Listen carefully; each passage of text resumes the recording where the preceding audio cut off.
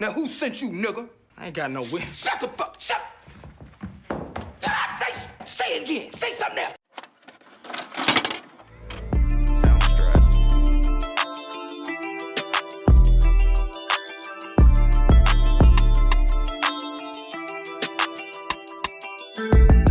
Now, this movie right here goes beyond a hood classic. This is just a good old classic. And when it comes to instances where sequels are better than the original, this definitely fits the bill.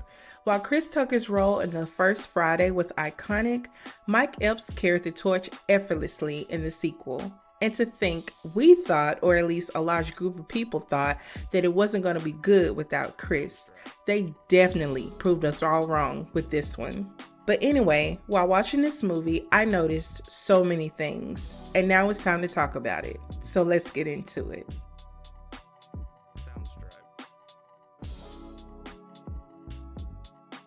So the movie starts with us getting a flashback of the last Friday. We see the aftermath of what happened the night after Craig kicked Debo's ass. We learn that Debo got locked up and Craig still ain't got no job. And if that wasn't bad enough, there are rumors that Debo is planning to break out of jail and handle Craig. Enter Debo and this guy, Tyrone. Debo has done what he said he was gonna do and broken out of jail. They jog, not run, all the way back to the hood. Now, how two men in bright orange jumpsuits who are chained up at the ankles weren't spotted, I don't know. But then we go to Craig, who is in the bathroom, rolling up, preparing for his trip to Rancho Cucamonga to stay with his uncle and cousin to avoid Debo and whatever else comes with him. Meanwhile, Debo and Tyrone have pulled up on this guy and snatched his bike. Yeah, some things never change. We go to Mr. Jones, Craig's dad, who is outside and complaining about the state of his grass. He should have been watching his step though, because he falls butt first in a fresh pile of dog shit.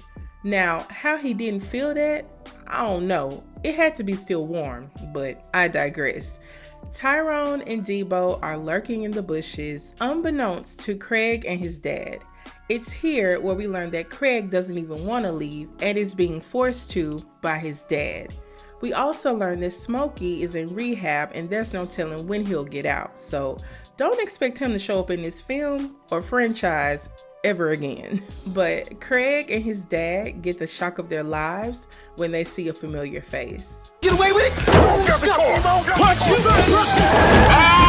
Fake ass Suge Knight! And they were out of there. And Tyrone was over it. I ain't kicking with you no more. I'm going to mommy house, man. But while Craig and his dad are talking, Craig starts to smell his daddy's oopsie from earlier, and then Mr. Jones makes it worse by overspraying some air freshener in a small space, straight suffocating the both of them. But they finally make it to Craig's uncle's house, and this is where we meet his cousin Day Day and Uncle Elroy. Well, I heard you running from my ass with me.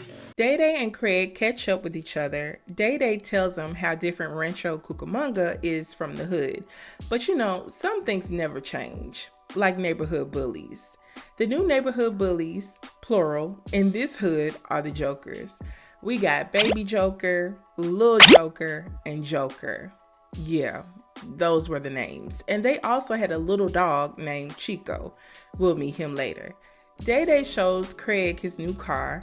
Apparently, after taxes were taken from their lottery winnings, Uncle Elroy only had enough money for the house and Day Day's Beamer. Craig also meets another neighbor, Miss Ho Kim, who is down, I guess. At least that's how she wants to appear. Nice to meet you, Craig. Miss Ho Kim tells Day Day about her recent findings on the Jokers. Seems like they've been having some shipments come through, if you know what I mean. But Day Day didn't want to hear all that, so he quickly excused himself and Craig. They go in the house and Day Day shows him around. Child, tell me why Day Day tells Craig how his mom passed from a heart attack on the night they won the lottery. After all these years, this is the first time I paid attention to this picture. This mess is hilarious. Day Day tells him he works at a local record store and also tells Craig that if he plans to stay with them, he's going to have to get a job. While Craig is chilling on the couch, he hears a scratching sound and sees this lady scratching the hell out of Day Day's car. Before he could alert Day Day, Uncle Elroy introduces him to his new old lady, Sugar. Baby, Uncle Elroy didn't even wait for the ink on the lottery check to dry. Child, the soil was still fresh on the grave, Jesus. And Sugar was a bit much. You know we can keep it all in the family. Ooh, you got a fat ass. All right. All of this in front of Elroy. She gave not one not even half of one. But Elroy goes on to tell Craig that he's welcome to anything in his house but his fridge and his woman. Craig is finally able to tell Elroy about the chick outside scratching up Day Day's car. Elroy tells Day Day, and child, Day Day damn near loses his mind. Apparently, Day Day done messed around and got this girl, Dawana, pregnant. Day Day has gotten a restraining order on this girl and everything, which of course means nothing because homegirl is all up on his property. Day Day is more concerned about his car than the baby that's possibly brewing in her belly. He walks up on Dawana and instantly regrets it. Bitch, you keep my shit. I got your bitch right here. Don't nobody quit me. You wait till I tell Baby D. She gon' fuck you up. Day Day has a fatal attraction on his ass, for sure. Elroy goes on to show him the house while he tells him that his house is the only house on the block that's paid for. He even shows him this neglected ass pool, cause child, don't nobody in that house know how to swim. Later on, Craig goes up to check on Day Day and poor guy is stressed. He goes on to tell Craig how when he met Dawana, she already had a pudge on her belly. And sometime after he hit, she told him she was pregnant and he was the pappy. He broke up with her with the quickness, but it meant nothing because she was still giving him hell. You can't tell me that Mike didn't improv most of his scenes. You couldn't script this shit. There's no way. But Day Day goes on to tell Craig about Baby D. Apparently, Baby D is a real problem. Fat ass be snoring and don't even be asleep, just standing. This fat bitch know about all the new snacks before they even hit the street. Cupcake got a new Twinkie coming out next month. It's a bad motherfucker. Baby Craig was speechless. Meanwhile, Tyrone and Debo have conveniently found Mr. Jones at a local taco spot. So they call the taco spot to send an alert to him that something happened with Craig. Now, how did they know he was there in the first place? Why didn't he question that? He just heard the guy say Craig and he was gone. But Tyrone and Debo hop inside of Mr. Jones' truck and hitch a ride over to where Craig is. While Craig and Day Day are inspecting the fresh scratches on his car, we meet Craig's love interest, Carla. Carla is the Joker brothers' baby sister, and you already know Craig wants to holler, and he wastes no time. Day Day was hating from the sidelines though. I bet you don't get none. I bet you don't get it. I bet you don't get it. I hope you don't get it. Craig continues to talk to Carla until her brothers spot him trying to mac and introduce him to Chico. And if Day Day's whip was already looking damaged, I'm sure Craig's heavy feet and bottom weren't helping the situation. Too much drama for one day. Craig goes into the house just in time to roll up with Elroy and Sugar. Let's just say it gets real interesting. Really interesting. Meanwhile, Tyrone and Debo were still in the back of this truck while Mr. Jones was riding back to Elroy's. But back at Elroy's, it was now Mr. Nasty Time. Safe to say, Sugar wasn't looking forward to it. We'll be back in a minute. Then the delusions start. Craig starts having visions of Carla. Well, you ever heard of El Nino? Well, this is El Negro. Come on down here and let me tap that ass. Unfortunately for Craig, he couldn't enjoy his vision because there was a knock at the door. Turns out it was a delinquent tax notice. Elroy paid off this house, but he forgot that you pay taxes till you die. Hell, probably after too. Let great old America tell it. But anyway, Craig takes the letter to Elroy and gets caught up in Elroy and Sugar's freaky mess. He quickly regretted that decision. We go to Day Day's job where he and his co-worker, Roach, are getting cussed out by this guy. Yes, what is this? This is whack. I can't get jiggy with this shit. Anyway, Craig gives Day Day the letter and he instantly starts having a meltdown. They owe $3,900. Now, is this a small amount? Absolutely not. But for people that have won the lottery, and have bought less with more, I'd expect them to have $3,900. But anyway, Day Day says that he might have something to put on it, and he goes in the back with Craig to check his bank book. Child, a bank book. But he only has $240 to his name. Shortly after, Roach alerted Day Day that Dewana and Baby D were outside. Day Day immediately ran out to lock the door before Dewana and Baby D spotted him and came in. And let me say this, they made such a big deal about Baby D and made it seem like she was huge. They should have put some respect on Lady Rage. She had body, okay? 90s body standards were a trip. Anyway, Day Day insists that Craig go out and deal with them. So Craig lets them in and they start playing games and asking all types of questions. While Baby D lies and tells Craig that she's looking for some jazz records, Dewana tries to make a beeline for the bathroom, which was near Day Day's hiding spot, and he makes a run for it. Damn! To my people who don't want to go to work. Child, then this funny cat and mouse chase ensues with Day Day and Baby D. This was truly hilarious. And Carla just so happened to be walking behind this building and sees Craig, and they chat for a minute. She gives him her pager number and she walks off. Meanwhile, Day Day is desperately trying to make a deal with this damn cookie. Where did this cookie even come from? And why did she eat it? I have so many questions. While the cookie calms her down, Baby D would rather have Craig. And when Day Day goes over to Craig to put him off on Baby D, the deal quickly falls through. Meanwhile, Mr. Jones is starting to suffer the consequences of that taco and hot sauce combo.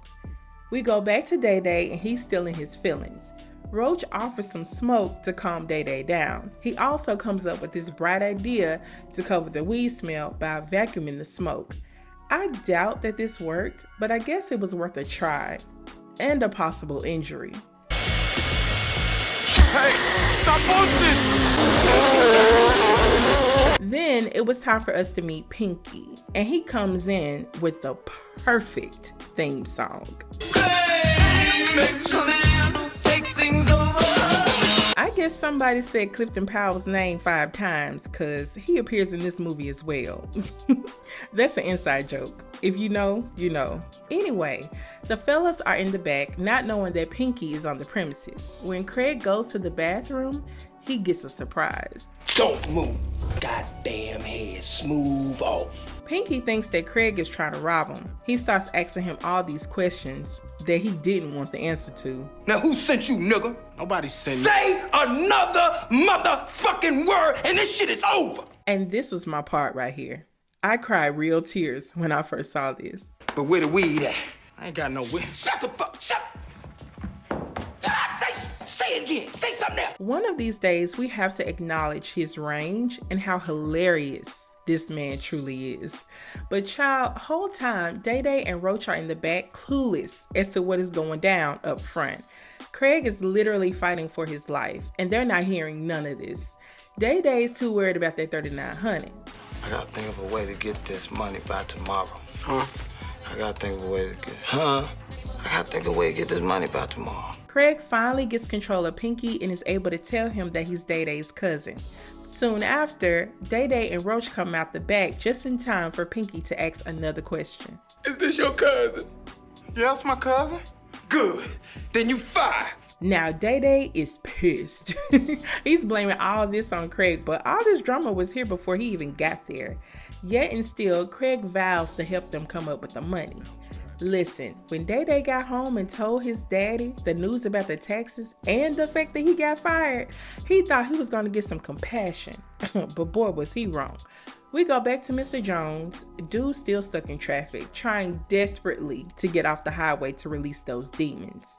We go back to Day Day, Craig, and Roach is leaving out, but he messes around and lands horribly off this skateboard, just in time for the Jokers to pull up and destroy it.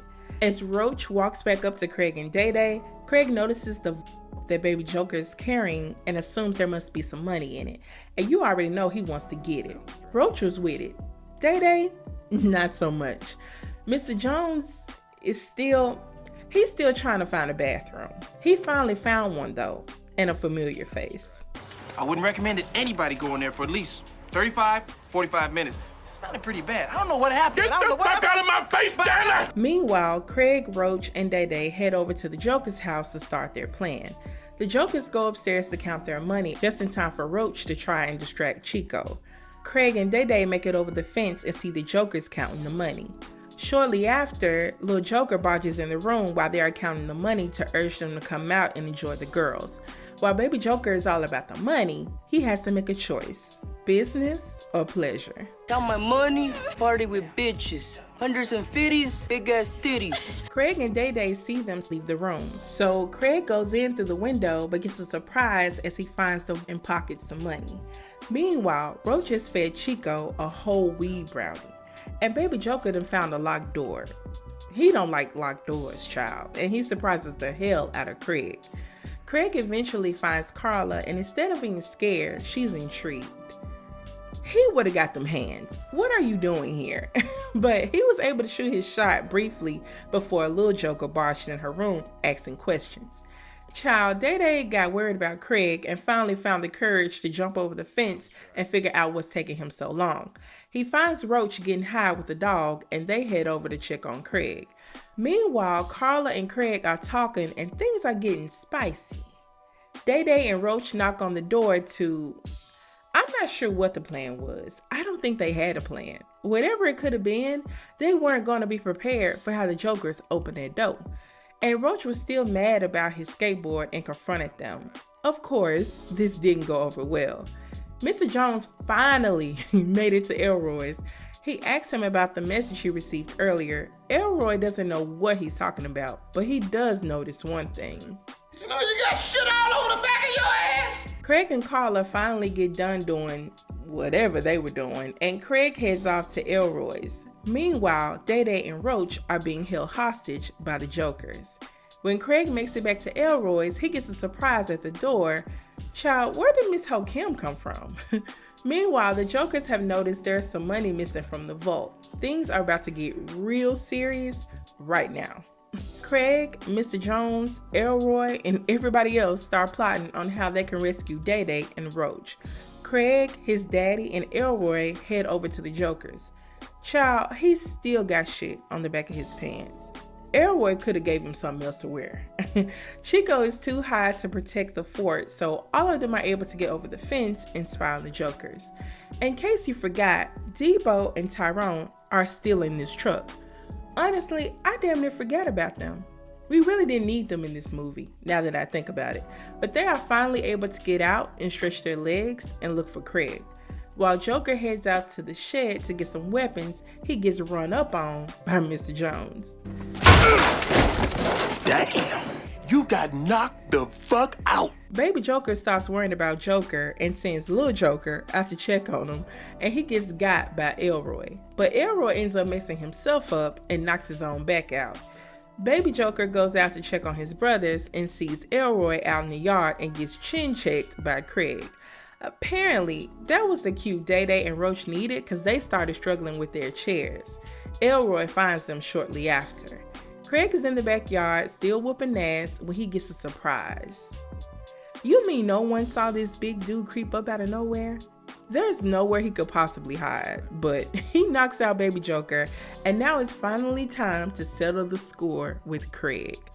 Now, this dude had a whole gun in his hand, but gets taken out by a high-ass dog. And the cops conveniently show up and capture Tyrone and Debo before they could do anything else. Oh, and somehow Craig was able to sneak in this house and walk clean across this street. In what world? So now everybody has money. I surely hope Craig got the biggest cut because he did most of the work. But Craig and his dad head out just in time to see Dewana and Baby D take out the back window of Day Day's car. And that's the end of the movie. And here are my final thoughts. This is the best Friday movie, in my opinion. Mike Epps showed up and showed out, knowing he had big shoes to fill. I hadn't watched this movie in a minute, but it feels like no matter how long I go without watching it, when I finally do, I laugh like it's the first time all over again. Let's get to the story though. So Craig's daddy wanted to prevent Debo from taking Craig out, so he forced him to leave home and go to Uncle Elroy's. He goes to his uncle's thinking it's gonna be lovely, drama-free living in the suburbs. And child, they had just as many problems there. First off, Uncle Elroy was too mature not to know that you have to pay taxes on a house even after you pay it off. Let me stop. A lot of people don't know that. But yes, your house is truly never paid off because if you slip on them taxes, Uncle Sam is coming for that ass. Then you got Day Day, who is more concerned with his car than the possible lifetime of baby mama drama that he's gonna have to deal with. And honestly, if there was any chance that the baby was already brewing prior to their hookup, then why he didn't request a DNA test or maybe just not sleep with her? And also, if you got a restraining order against that girl, why not call the cops and report her ass every time she showed up? Is it a lot of work? Yes, but documentation over everything, period. Also, like I said before, Baby D wasn't even that big. I'm so glad we moved past 90s body standards, because that was wild. Honestly, they could have left Debo out of this one since I forgot about him halfway through the movie. He was shown here and there, and by the time him and Craig were in the same scene again, the cops came and there wasn't even around two. So he kind of served no purpose other than being the reason Craig went to Uncle Elroy's. He could have did that for any other reason, really. Change of scenery or something like that. But all in all, this movie will always be in my top 5. Anyway, y'all, that's it for this review. Please like, comment, and subscribe if you haven't already. As for my next review, all I'm gonna say is 2002 and Christmas time is upon us. So we might as well finish what we started. That's all I'm gonna say. See you next time, you guys. Bye.